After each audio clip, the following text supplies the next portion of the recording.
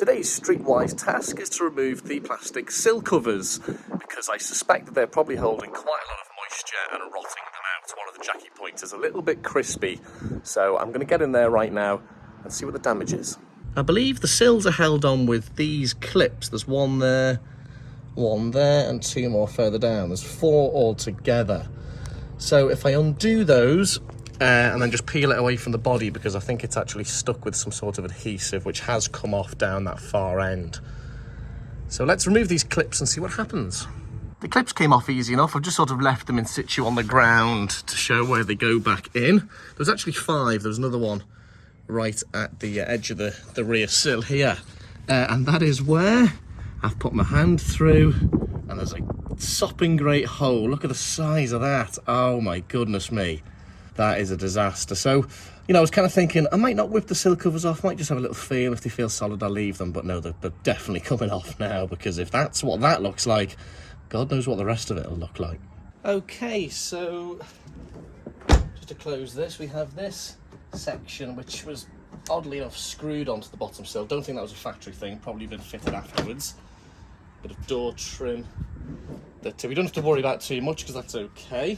Can you still see there? You can. So I'm going to try now to remove this bottom sill cover and see just how dreadful things are under there.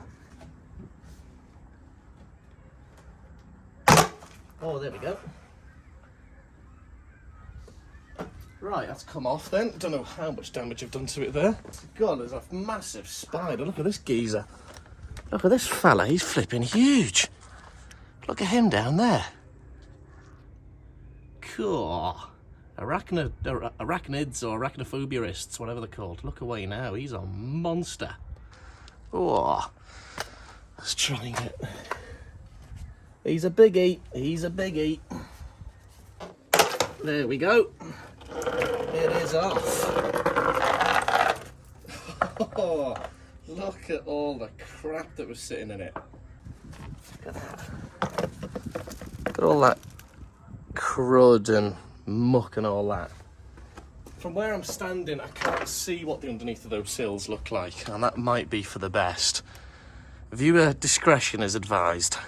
I'm now underneath the car looking at the sills, and you know what? It's not a disaster under there.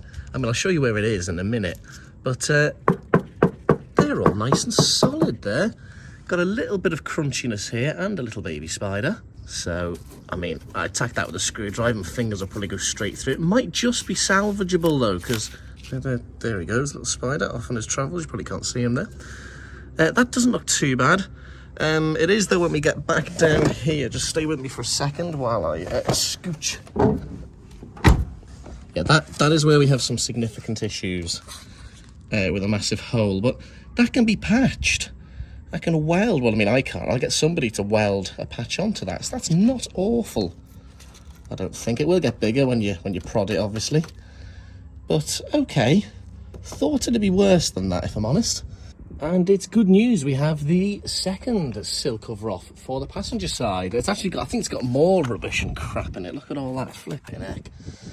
So obviously all of this has been pushing up against the bodywork for best part of 20 years. Let's just put this aside. Let's inspect the actual sills. At that first glance, it didn't look as bad as the other side. We've got a snail. He's made his home there. He can go into the garden. How do we look at a slug under here as well? He was living rather peacefully until a few moments ago.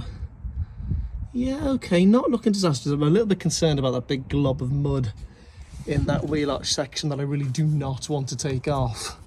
But looking at that, may have to. Let's give this a prod with a screwdriver and see if it's bad. No, it doesn't seem it. We haven't gone through, which is good news. That can be cleaned up and sanded back. That's a positive. Oh, look at all that. Might be able to clean that out actually without even taking that off. Anyway, that's not for today. Let's go down the far end where we had a lot of issues on the other side, and yeah, it does look a little bit. Oh, we've gone straight through. And we continue to go straight through. Oh, we got a lot of rust here. Look at that. Oh, goodness me. Just when you think it was all clear and it was fine. We've got holes. Got a lot of holes there. That is not ideal. But in other positive news, the rest of it all looks nice and solid. Oh, that's a disaster. This is all I've managed to salvage of the Rover's rear sills. That once upon a time rolled off the production line at Longbridge in Birmingham. But now it's going to be going in the bin after being slowly reclaimed by nature.